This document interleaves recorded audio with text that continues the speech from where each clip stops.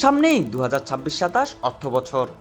দেশের সামষ্টিক অর্থনীতিতে এক জটিল সমীকরণ। একদিকে নতুন সরকারের প্রথম পূর্ণাঙ্গ বাজেট ঘিরে জনমানুষের আকাশচুম্বী প্রত্যাশা, অন্যদিকে আন্তর্জাতিক মুদ্রা তহবিল বা আইএমএফ এর কঠিন শর্তের বেড়াজাল। ঠিক এই সময়ে এক বড় নীতিগত দ্বন্দ্বে পড়েছে জাতীয় রাজস্ব বোর্ড।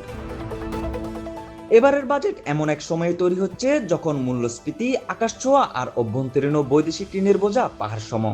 চলতি অর্থ বছরের প্রথম 9 মাসেই লক্ষ্যমাত্রার চেয়ে প্রায় 98,000 কোটি টাকা কম রাজস্ব আদায় হয়েছে।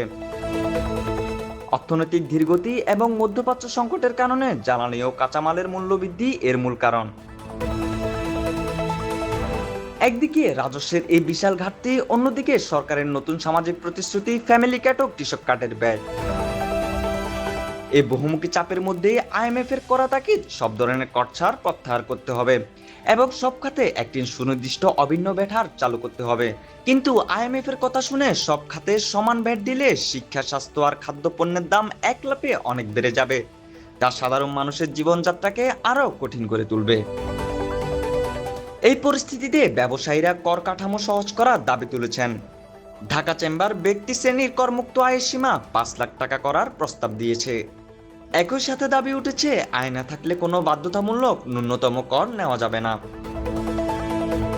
অর্থনীতিবিদ ডক্টর মাসরুর রিয়াদ সরকারকে সতর্ক করে বলেছেন, ঢালাওভাবে কর ছাড় প্রত্যাহার করলে নতুন সরকার রাজনৈতিক ঝুঁকিতে পড়বে। তাই আইএমএফ এর সাথে কৌশলী দর কষাকষি করে ধাপে ধাপে কর ছাড় কমানো উচিত। তবে শেষ পর্যন্ত এনবিআর কোন পথ বেছে নেবে? এনবিআর চেয়ারম্যান আব্দুর রহমান খান ইঙ্গিত দিয়েছেন, কেবল কর হার কমানো নয়, বরং ব্যবসা পরিচালনা সহজ করার দিকে তাদের মূল মনোযোগ।